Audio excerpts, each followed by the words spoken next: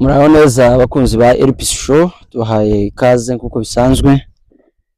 Uyu munsi nagira ngo dufate umwanya wo kuganira, aho nabateguriye abatumirwa kuko mubabona bose bicaye imbere yacu, kugira ngo tuze kuganira. Bamenyere kudukurikirana ndetse n'abazadukurikirana mwese.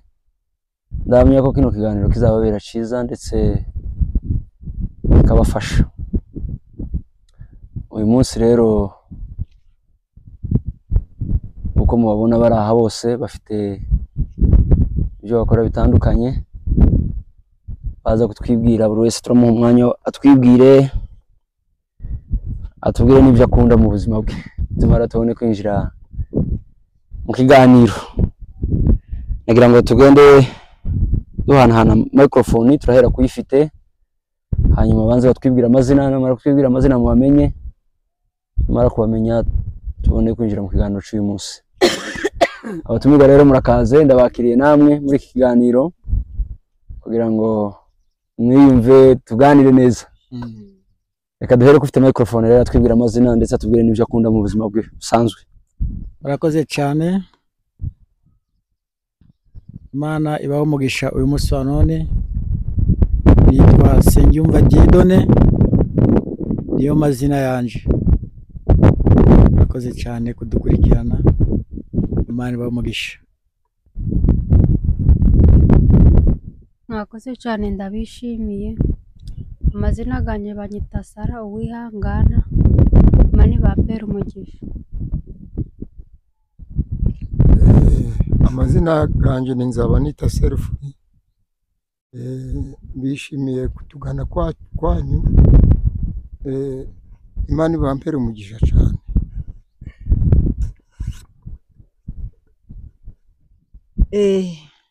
Ndabashimiye cyane kandi nshima n'Imana. Ndabashimiye cyane. Amazina ganje nitwa kwa Ansira Nyirabakire. Ndabashimiye cyane, Imana iduhana umugisha. Muraho mwese, ndabashimiye cyane. Amazina ganje nitwa Dorika Faida. Ngaba mbishimiye cyane kubona nabona umuvugabutumwa aje. Imana ibambere umugisha. Murakoze cyane, barakoze kutwibwira. Ndahamya ko twabamenye kandi n'ubundi turagenda tunabamenya mu buryo butandukanye. Uyu mwanya rero tugiye kwinjira mu kiganiro cy'uyu munsi. Abamubona imbere ni abanyeshuri bose. Abanyeshuri nubwo mubona bakuze ariko ni abanyeshuri beza bifuje kwiga kwandika no gusoma. Icyiciro cya mbere baragisoza, hari abandi bari mu cyiciro cya kabiri, hari n'abandi bagiye kwinjira mu cyiciro cyo kwiga gusoma Bibiliya no kuyisobanukirwa. Ariko uyu munsi nagira ngo tuganire ubuzima busanzwe kuko uko mubabona hari abo twabwirije ubutumwa ari abapagani bari mu isi y'ibyaha, aho baza kubitwibwirira bonyine mu buhamya bwabo. Ariko Imana ibagirira neza, ibakora ku mutima, irabagarura, ibazana kuri Yesu. Uyu munsi akaba ari abakozi b'Imana bakomeye kandi beza bashimishije cyane.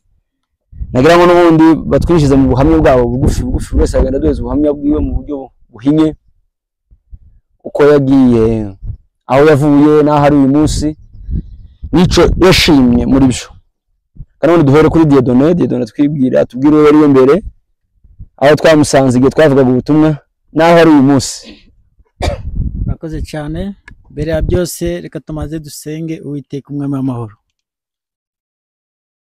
turagushimiye Mwami Yesu waremye isi n'ijuru, ushimwe kandi uhimbazwe. Mbere ya byose Mwami tukweze uturama ibyaha byacu Nyagasani mwe na nyanja y'umusenyi, utubabarire Mwami w'amahoro, utubabarire Yesu Kristo Mwami watubambiwe. Nifuje ko uyu mugoroba mwiza tugomba kuganira nawe Mwami Yesu Kristo.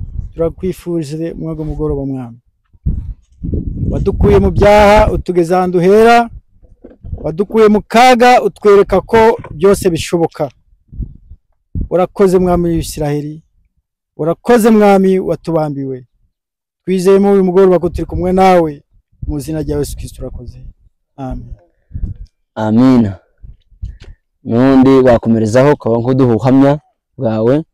Sengiyumva warinde, Sengiyumva mbere wari uwuhe, hanyuma uyu munsi urinde mu buryo bwo kwizera. Uyu munsi wo turi kuvuganaho narindi Sengiyumva Dieudonné, ariko utagenda mu bintu byiza. Nari urugero rwa mbere, nanywaga inzoga ikanzumbuwa, ngabura umutekano umubiri wanje no mu mutima wanje wose, ngabura uko nigenza nuko nimara, urugo rwanje rukabura hirya no hino. Ariko ku isaha yo turi kuvuganiraho, mureba konza ico gihe sinambaraga agashati gafuze hejuru y'inzoga, ubwenge bwo kugura isabuni bwari bwarandakaye kera. Ikindi gikurikiye, sinabonaga n'umwanya mwiza wo kuganira n'abakozi b'Imana, ariko ku isaha turuganirira, ngimara kubona umukozi w'Imana Kabuye yaje ratubwiriza, bitanakira agakiza. Imana umumugisha kwanja ku nivo ya mbere. Iya kabiri, kanongera kumushima Imana yamuzanye, akamuzana mu Caka, akamuzana hano mu nseru y'iwacu kuja kutubwiriza. Twagiye mu gakiza, ku isaha mureba ukuntu konza, ico gihe nari nzana n'ivu bw'umuntu wari umushumba, ahubwo n'umushumba nawe agira agaciro, kuko umushumba ari kuragira nyine anywa n'amata ukabona araboneye. Ariko nje ico gihe mu mwanya nda n'umushumba sinziribe nandi umushumba umeze uti. Ariko ku isaha Imana imumugisha, yaraje aratubwiriza, ndabatizwa, nakira agakiza. Ubwo buno meze neza. Turi no ku mashuri yatwigishije ati kuva mumaze kwakira n'agakiza mwige na Bibiliya. Turamubwira ati none turiga Bibiliya ute? Umwanya go kwiga ndago nari mvite, gusoma no kwandika ndabyo narinzi, ariko ku isaha namaze kumenya gusoma no kwandika. Mwarimu nawe we yaduhaye, nawe atwitaho aratwigisha, nawe Imana imumugisha. Ku isaha cyo turi kumubaraho nico turi kumusaba, byose byo yangoreye Imana imumugisha, anzane na Bibiliya ndangire guhamya ubutumwa bwiza ngubwo yanzaniye. Naje mbwira abandi ukunda uko nari ndi mu byaha, n'abandi nabo bave mu byaha. Murakoze kudukurikirana, Imana ibahe umugisha. Amina. Sengiyumva ugifite mikrofone twagira ngo tukubaze, mwumva ko yaravuze ko yari ari mu isi y'ibyaha ikomeye, aho atagiraga ishusho. Mu by'ukuri natwe turabihamya, ahantu twamusanze hari habi kandi hari hanababaje. Umuryango we nta mahoro wari ufite, ariko ubu ngubu madame we aramutangira ubuhamya, ndetse n'abaturanyi aramutangira ubuhamya, kuko hari aho yavuye hari n'aho ari. Ubu bari mu bihe byiza byo gusenga. Sengiyumva nagira ngo rero tukubaze ikibazo kimwe kugira ngo duheze abandi mikrofone. Uvuze ko byakugiriye akamaro Sana. ariko se aho uri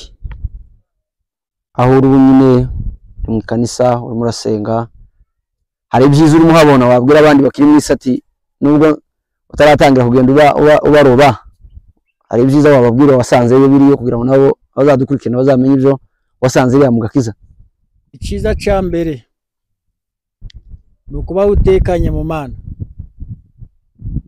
Ca kabiri ugasenga Imana ikagusubiza. Ubwo turi mu mugambi wo kuza gushikira n'abandi babuze, kugira nabo bangurikire barebe iyo mbaga. Amen. Urakoze. Heza undi mikoro nawe atwibwire, nawe atubwire ubuhamya bwiwe bugufi, atubwire we n'uwari uyu munsi, nico yishimiye muri uru rugendo rwo kuvuga ubutumwa twabagejejeho. Ndabashimiye cyane, ndabizi mukiza kudusura badufite intege nkeya cyane, kwa kwarasubiye inyuma, twarishinze iby'isi, ariko twamaze kubona umuyobozi, ubu amago garubakwa, ubuzu bugenda neza, turihangana, kwihangana kwari kwarabuze muri njyewe, intambara zahoraga nyinshi mu rugo rwanje, ariko uko biri buno nubwo zobamo ni nkeya, Imana impaye kwihangana. Tubona amasomo, fasha ku masomo, turiga ko noneho tugeze mu ntambwe yo kuvuga ngo twige Bibiliya, turebe ko imbere hagira icyo twageraho, natwe abo twasize mu byaha tukabazana, ariko mu ntambwe yo tugezemo natwe turaba kubyira abandi bo twasize inyuma ngo mugaruke buhoro buhoro kugeza tutari twabona ibikoresho bya Bibiliya. Wow, murakoze cyane. Hanyuma turi kumwe n'undi mupapa mubona wicaye iruhande rwashite nyuma, nawe mwarimu wabo bigisha gusoma no kwandika. Ngira nawe twibwire ku mazina n'amara, tubwire uburyo yabonye uyu murimo twakoze, ico wamaze ndetse n'ico urimo bafasha. Murakoze cyane mwarimu, nawe watuganirizaho. Na mimi nashukuru Mungu sababu tangu tulionana na Pastor Kabuye, alifika hapa akatuona, akatuambia aseme anapenda tufundishe habari njema.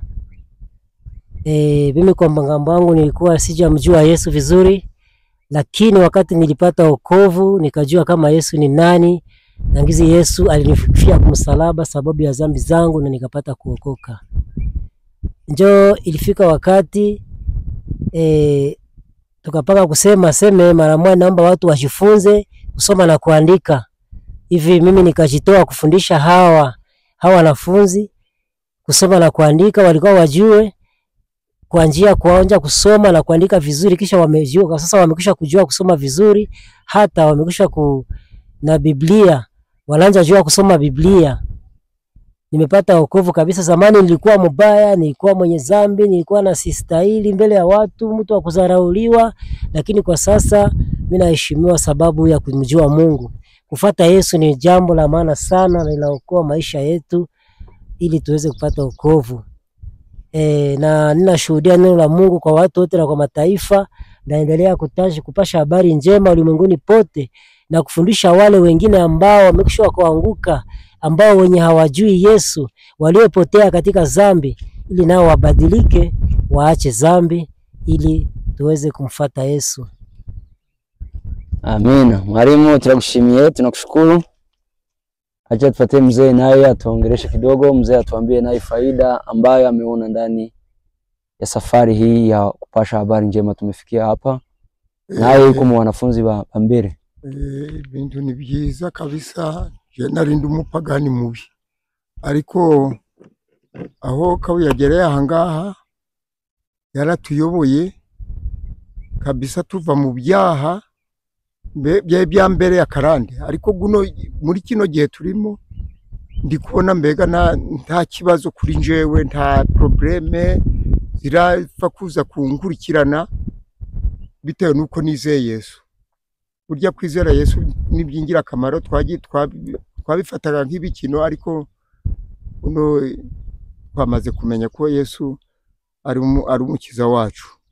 Ikitugoye nuko kugira ngo tubone Bibiliya, yenda tuje turareba ko natwe yajira twibutsa akantu kamwe turagakuraho.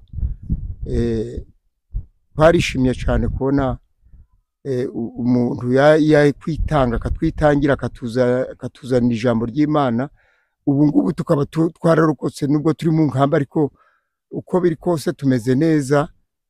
Murakoze. Hanyuma ugifite microphone nagira ngo utubwire, urabona umaze kugera mu myaka y'abagabo bakuru, nubwo nayita nk'umusaza, kandi hari abandi basaza dufite benshi bakiri iriya mu isi y'ibyaha. bashobora no kubibaza ati se umusaza niki cyamufashije, muzee niki cyamufashije kuva mu isi akaja mu gakiza, cyangwa se nibiye byaha yavuyemo, ashobora kuvuga natwe tukumviramo kumenya ko dushobora kubivamo. Ko ari aho abantu bakakubwira ati ibi tusiyo kama nitabitoka mwaje, wavuye mu bihe byaha nibiki waretse, hanyuma niziye mbaraga uyu munsi wababwira nawe ati mwabantu muri muvi iyo ngiyo yose arahari kandi azabafasha kubishobora. Murakoze ku cyatumye ja mu gakiza kikanterubura bwo kujamo nuko nabaga ndi mu byaha ku isi, yo ntagira uko mbivuga cyane, kunywa nkasinda nkarara mu gishamba. Ibyo ngibyo byatumye nishima kuko buno ndi kurara mu nzu. Amen, amen, amen. Ubu kurara mu nzu, ubundi kurara mu nzu nta kibazo. Mbere wagaze usinda ukarara hanze, araziraraga hanze kugambagura kugira utebe. None buno meze neza, ndiryohera kubona gakiza. Amen.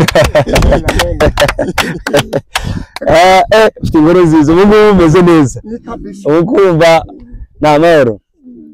Okay, hanyuma nawe ufashe microphone niwe madamu Wasenga Dieudonné, agira ngo aduhe ku buhamya.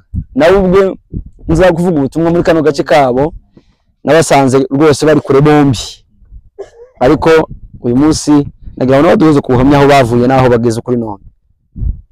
Aho twavuye ni kure cyane, Imana ishimwe cyane kubona umugabo wanje twagoraga turi kurwana igitondo nimugoroba hejuru w'inzoka, ariko ukimara kuza ni gode mbaka ku muryango gwanje ngo ndikumva njaka senga, numvisha nishimye cyane, numva ngize na murare nyinshi cyane, naramuyobora pore bigerge cyo yibutse no kubatizwa aja mu gakiza. Ibyo nibyo ndi gushimira Uwiteka. Hanyuma uyu munsi ntimukigwana, reba tumeze nk'amata n'amavuta. Amen, amen. Umeze nk'amata n'amavuta. Amina. Ni muri ndamwico gihe nahoraga estomiri kumva taburi kanya, ariko buno ndayo kuko nta nkona kigukubita. Estomizanwaga n'ibitekerezo buri kanya ngahora nagahinda kanyo namurindira ngayinga. Umugabo wanje sikatinze ngo turye kuza kaza hejuru gusinda ngo utarara inje. Ai Mungu we, Mungu ashukuriwe sana. Amen. Amen. Yese nagira ngo ku buhamya banze gumana microphone kuko ufite story nziza kandi iri butuma abantu badukurikirana izabafasha.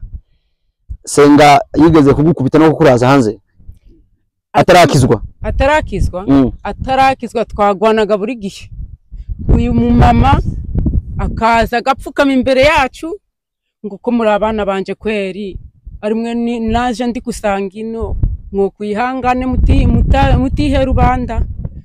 Asi amara kubijamo akabwira uyu n'umuhungu we nanje ndi mwene nyina, basi indambara igashira byo kusa gutongana bikavaho, arakini cyabimaze ni weho n'Imana. Niho n'Imana, basi Imana yakuyoboye ukaza hara mu rugo agahita agira n'Imana ikanamwibuka, akayoboka kubatizwa, akajera senga. Buno abagiye arasenga gicumuro kigashira. Imana ihimbazwe. Amen.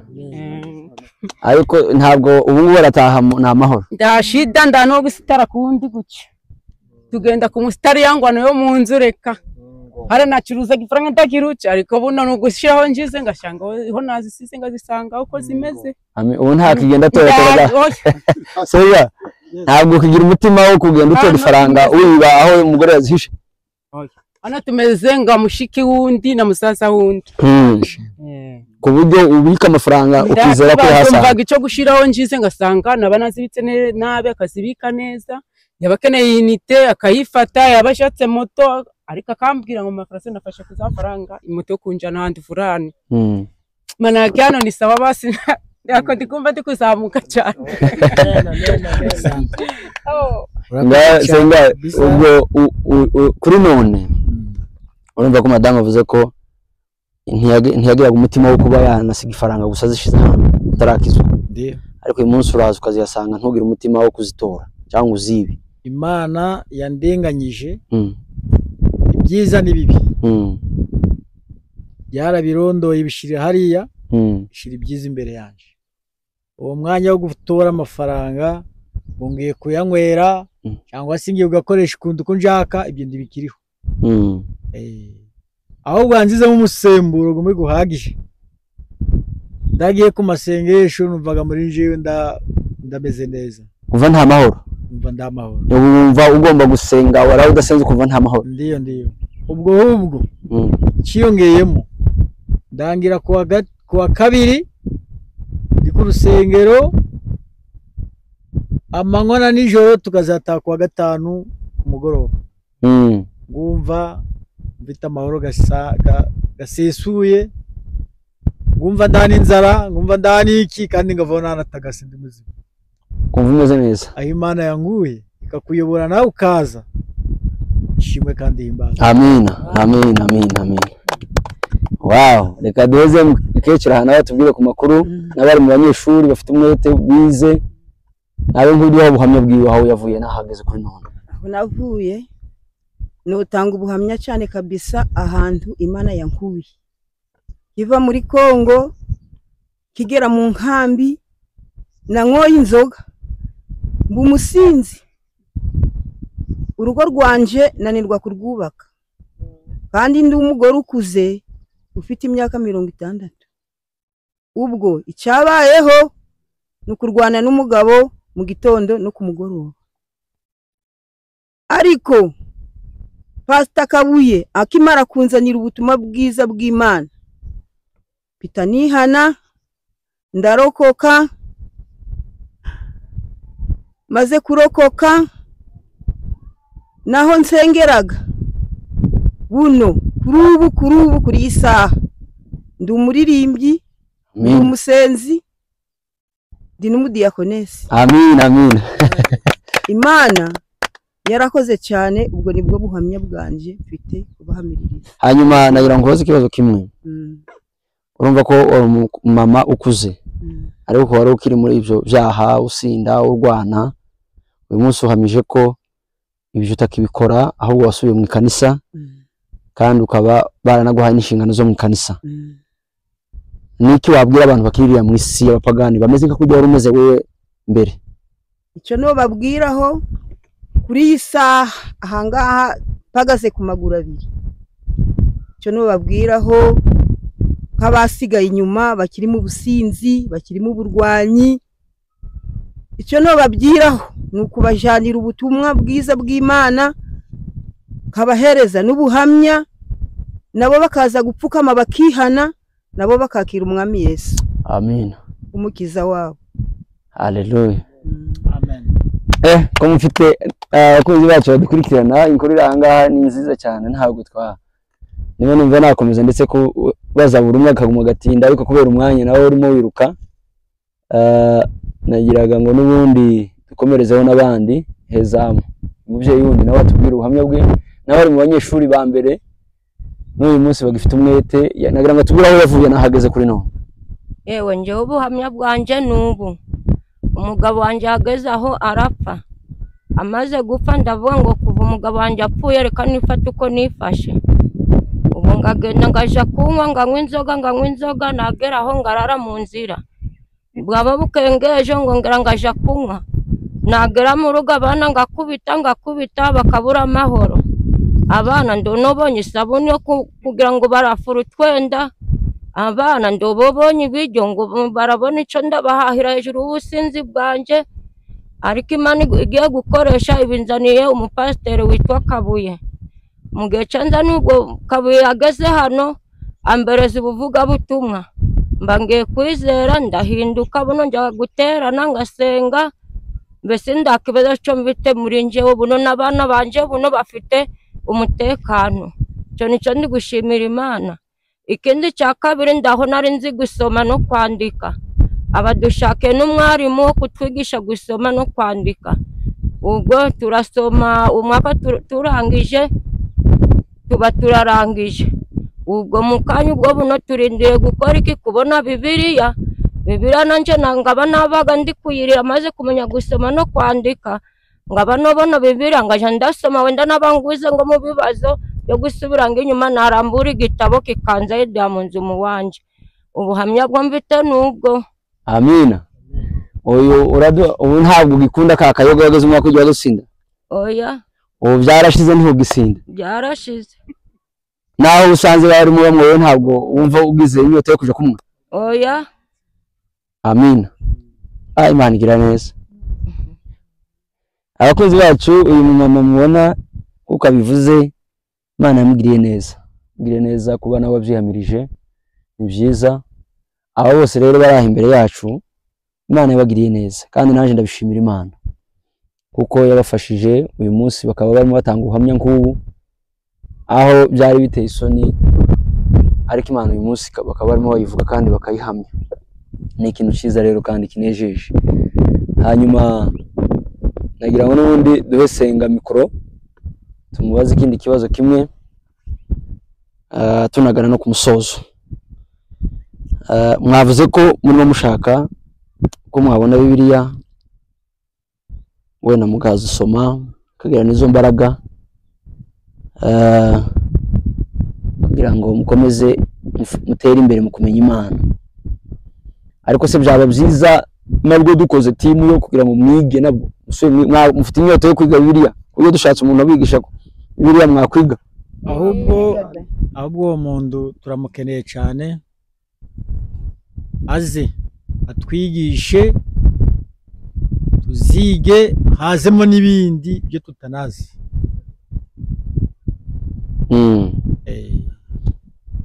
Mwalimu wewe yabivuga iki?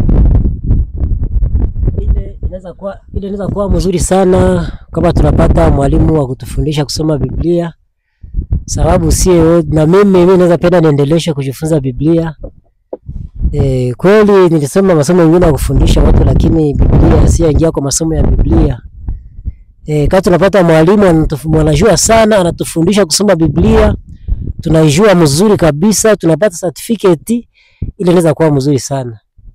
Sababu tunaweza kusoma vingine lakini vya Biblia hayo ni kujifunza école biblique, ile si hatuyajifunza, lakini kama tunapata kufundisha masomo ya école biblique tunaipata, mtu anapata certificate, tunakuwa papasha habari njema, inaweza kuwa mzuri sana. Utafute kuwa na kazi fulani ya kusema pastor fulani wala nini, lakini kama tunakuwa tu evangelista kufundisha wengine kusudi bawe maana ya Yesu ni nani, watu waokoke napate wokovu, inaweza kuwa mzuri sana. Na tunapata zile Biblia tukijua kusoma mzuri hata na kufundisha wengine, ile itakuwa mzuri sana. Sababu Biblia ni nini? Ni silaha ya Mkristo. Kama mtu hana Biblia hawezi kupigana na shetani wala kupiganisha shetani.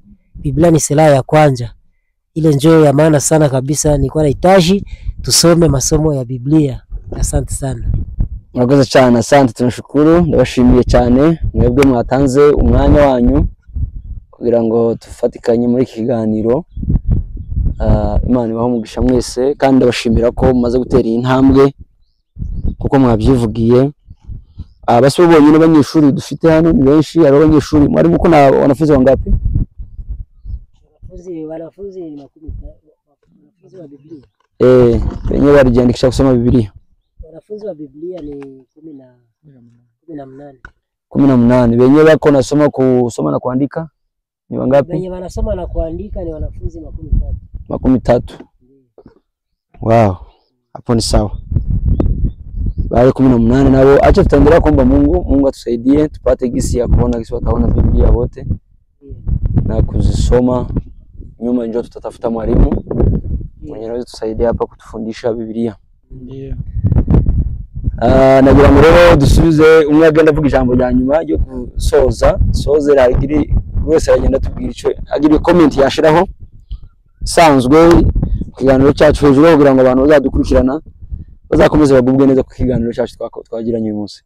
Asante. Mbere ya byose kugira ngo zezereho benda kuririmba agakorasi kamwe.